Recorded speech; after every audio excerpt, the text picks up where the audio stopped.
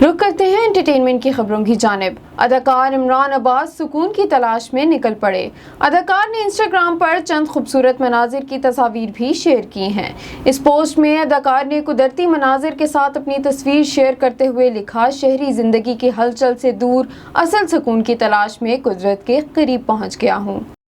मकबूल तरीन भारतीय गुलकार श्रेया घोषाल ने पहली मर्तबा अपने बेटे की झलक मदाहों को दिखा दी। गुलकार ने इंस्टाग्राम पर बेटे और शोहर के हमरा तस्वीर शेयर की, जिसके कैप्शन में उन्होंने बताया कि आज वो अपने बेटे देवयान को मुतारिफ करवा रही हैं, जिसने उनकी जिंदगी हमेशा के लिए तब्दील कर दी है। औरत मार्च में शामिल किसी औरत को मजलूम खवातीन की मदद करते नहीं देखा।